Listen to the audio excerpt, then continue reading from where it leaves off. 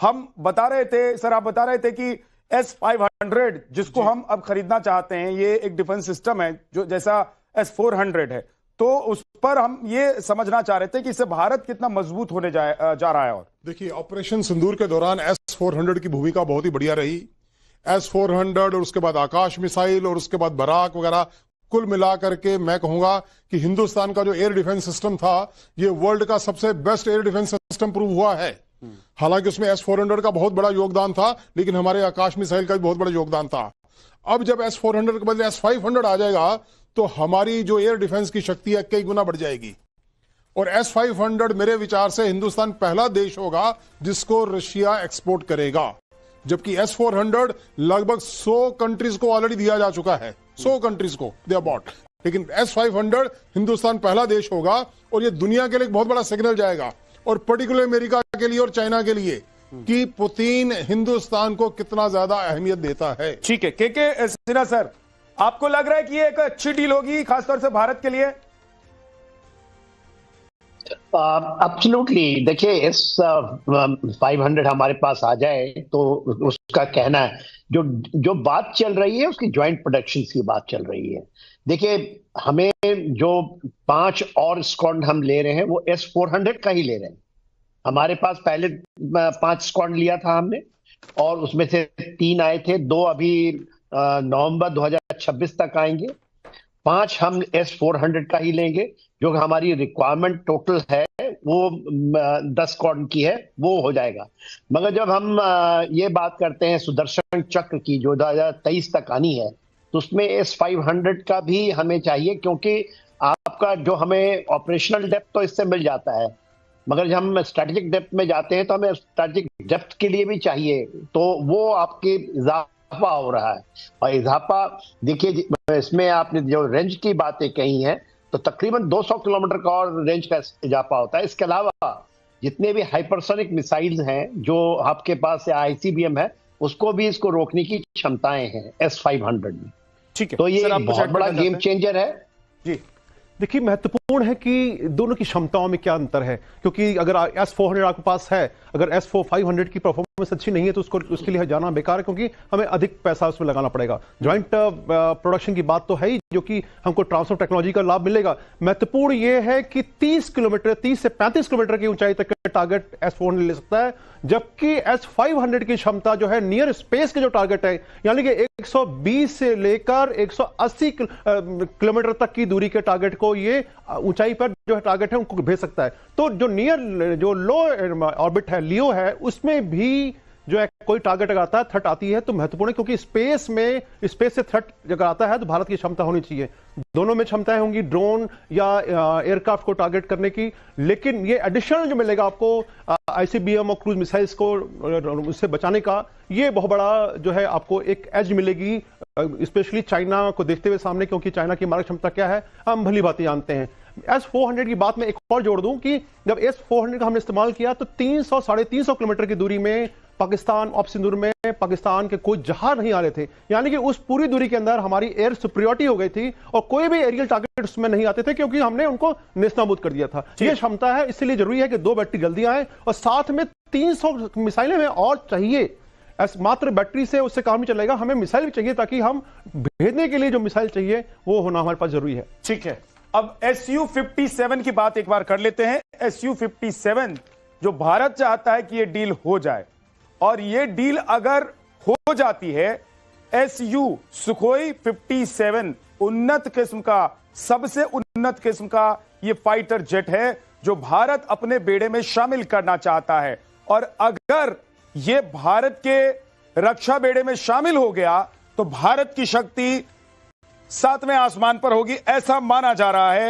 Air vice marshal PK Srivastava ji हमारे साथ हैं। सर, इसके हमारे बेड़े में आने से हमको क्या फायदा मिलने वाला है? हम कितने जनरेशन ऊपर चले जाएंगे? और पाकिस्तान या हमारे जो आसपास के मुल्क हैं, जो उनके लिए कितना बड़ा चैलेंज होगा? विद्यानाथ, उनके लिए कितना बड़ा चैलेंज होगा? विद्यानाथ, इस Su-57 की जो कैपेबिलिटीज हैं, ये स्टेल्थ एयरक्राफ्ट है, 5th जनरेशन का है, और इसमें जो है हाइपरसोनिक मिसाइल और ड्रोन लॉन्च करने की जो क्षमता है, अगर इन सबको आप देख के चलें, और तो ये अपने आप में इसका इंजन भी बहुत सशक्त है, इसके अंदर जो रेडार है वो भी बहुत शक्तिशाली है। तो अगर ये सारे बिंदुओं को आप देखें, इसकी कॉम्बैट कैपेबिलिटी को देखें, और ये 3D वेक्टरिंग करता है, वेक्टरिंग से ये अपनी एजिलिटी को मेंटेन करता है, जैसे Su-30 करता था, उसी में ये और ज्यादा सक्षम है। लेकिन इस यहाँ मैं एक बात जरूर कहना चाहूंगा कि इसके ऊपर एक तलवार जरूर लटकेगी। हमारे जो 2 ट्रैक चल रहे हैं, एक हम जो है एरो इंजन ले रहे हैं G414 यूएस से, और यूएस के पास एक काटसा जैसा एक्ट है जो countering America adversary sanctions act, तो उसकी हमें, जब हमने S-400 लिया था तो उसका वेवर दिया था कांग्रेस ने। अब ट्रंप एडमिनिस्ट्रेशन में उसके ऊपर क्या बातचीत होगी, किस तरह से वो अप्लाई करेगा, ये अपने आप में एक बिंदु होगा जिसको देखना पड़ेगा। ये बहुत बैलेंसिंग एक्ट को मानता है। लेकिन अगर आप इन सब से हटा के देखें तो Su-57 प्राइस वाइज, क्योंकि ये 1/3 प्राइस का है 35 से, और कैपेबिलिटी इसकी ज्यादा है, उस तरह की मारक क्षमता या इसका जो रेडियस, कॉम्बैट रेडियस है, तो ये एक अच्छा सौदा है। लेकिन यहाँ एक बात बहुत जरूरी है कि हम ये जाने कि इसको हमें को प्रोड्यूस करना पड़ेगा, हमें इंडिजिनस प्रोडक्शन यहाँ लाना पड़ेगा, और एरो इंजन जो इसका है AL-41 उसकी भी टेक्नोलॉजी लानी पड़ेगी। ठीक है, तो मैं इसके लिए एक बार रशियन रिसर्चर हमारे साथ हैं, कॉन्स्टेंटिन है, और कहना चाहूंगा जी, एक बात ऐड करना चाहूंगा। हाँ। हम जब अपना कावेरी इंजन बना रहे थे तो हमारे पास 2-3 टेक्नोलॉजीज की डेफिशिएंसी थी, जिसमें क्रिस्टल ब्लेड था, थर्मल कोटिंग्स थी, हाई टेम्परेचर के जो वेरी हाई टेम्परेचर के जो कंपोनेंट्स थे, उन सबको ये एक तरीके से उस टेक्नोलॉजीज को हार्नेस करने में भी हेल्प करेगा। तो अपने आप में बहुत बड़ा कदम है। इस कदम को हम कैसे लेंगे, क्योंकि आपने कहा कि बहुत सारी चीजों को हमें हिंदुस्तान में भी करना होगा, तो रशियन रिसर्चर हमारे साथ हैं। और देखिए, ये जो मीटिंग चल रही है, ये द्विपक्षीय वार्ता हो रही है, इसमें इस बात पर भी सहमति बनने जा रही है, जो उम्मीद की जा रही है कि बहुत सारी चीजें रक्षा के क्षेत्र में जो अभी तक हम आयात करते रहे हैं रूस से, उसका हम भारत में भी प्रोडक्शन कैसे हो, उसको भारत में बनाने का रास्ता कैसे खुले, उस पर भी बात हो रही है। कॉन्स्टेंटिन हमारे साथ हैं। सर, आपको लगता है कि इस मुद्दे पर सहमति बन पाएगी और रूस कुछ तकनीक, कुछ टेक्नोलॉजी हमारे साथ शेयर कर अपना एक प्रोडक्शन यूनिट यहां बना सके इस तरह के साजो सामान के लिए? Yeah, hi everyone. Well, I'm afraid that my Hindi is unfortunately not so good. Sometimes I can understand, sometimes not. But for clarity, it would be much better if you can switch into English, really, so I can properly comprehend your question. Because I understand the broad context, but if you can switch, that would be really great. ठीक है sir, लेकिन sir दिक्कत हमारे साथ ये है कि हमारे जो दर्शक हैं वो हिंदी वाले हैं। लेकिन बहुत बहुत शुक्रिया, आप हमारे साथ जुड़े और हमसे बात करने के लिए आपका बहुत बहुत शुक्रिया। एस बहल सर, क्या इस बात पर आपको लग रहा है कि समझौता बहुत मुश्किल नहीं है कि हम जो साजो सामान रशिया से खरीदते हैं उसमें एक हिस्सा यहां पर उसका प्रोडक्शन हो, और चाहे वो फाइटर जेट हो या फिर साजो सामान जो रशिया से हम लोग, क्योंकि बहुत बड़ा मार्केट है हम रशिया के लिए। बहुत बड़ी बात कही आपने। पहले हम 72% इंपोर्ट करते थे रशिया से, अब 36% करते हैं, चाहे कम कर दिया हो, लेकिन अभी भी 60 से 65% जो हमारा मिलिट्री इक्विपमेंट है वो रशिया से आता है। अगर फाइटर जेट्स की बात करें तो 310 फाइटर जेट जो है रशियन है इस समय, चाहे वो Su-30 हो, MiG-29 हो, और 516 हमारी टोटल स्ट्रेंथ। आप देखिए मेरे पीछे LCA का इंसिग्निया है। मैं आज LCA स्पॉट में हूँ जहाँ पे 60th एनिवर्सरी मनाई जा रही है। बड़े फ्रेम में दिखाई भारत, अगर आप देखिए मेरे पीछे तो LCA का आपको इंसिग्निया दिखा होगा, और LCA के इंसिग्निया मींस कि मैं LCA स्क्वाड्रन के अंदर हूँ यहाँ पे, और LCA के जहाज मैंने आपके अंदर जाके कॉकपिट भी देखी। और जो हम प्रगति कर रहे हैं लाइट कॉम्बैट एयरक्राफ्ट में, ये जहाज के जो पायलट्स मुझे बताते हैं कि फैंटास्टिक हैंडलिंग है इसकी और बहुत ही अच्छा जहाज है।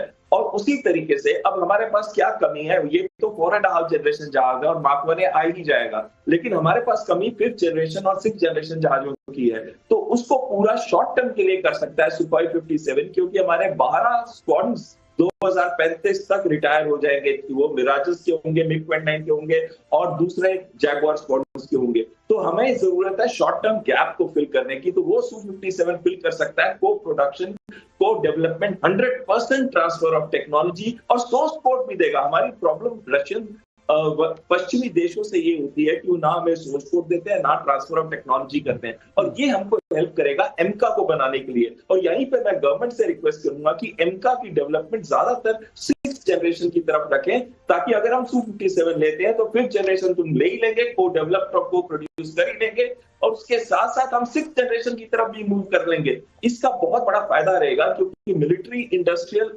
इकोसिस्टम जो भारत के अंदर अभी बन रहा है, उसके अंदर 50% जो सुखोई 30 MKI का इंफ्रास्ट्रक्चर है, वो ऑलरेडी केटर करता है Su-57 के लिए। एक बहुत बड़ा एडवांटेज होगा हमको, और बाकी जो इंफ्रास्ट्रक्चर नहीं है वो हमको हेल्प करेगा, रूस हेल्प करेगा डेवलप करने के अंदर, क्योंकि ये वो टेक्नोलॉजीज और इंजन की बात कर रहे थे। इस बीच सर कुछ तस्वीरें आ रही हैं, अपने दर्शकों को उस तस्वीर के बारे में बताता चलता हूं। ये तस्वीर आप हैदराबाद हाउस दिल्ली की देख रहे हैं, जहां पर पुतिन और मोदी जी की इस वक्त मुलाकात चल रही है। दो देशों के राष्ट्राध्यक्ष हैं, दोनों बहुत अच्छे मित्र हैं, दोनों देशों के संबंध जिगरी रहे हैं, जिगरी यार जिसे बोलते हैं, और 70 साल से यानी कि 7 दशक से ज्यादा का ये याराना है, और ये याराना जय और वीरू की तरह है।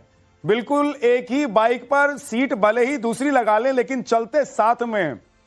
तो जरूरत भारत की हो या जरूरत रूस की हो, दोनों हाथ जोड़कर, हाथ पकड़कर चलते हैं एक दूसरे के साथ, और हमेशा वक्त पर जरूर काम आते हैं।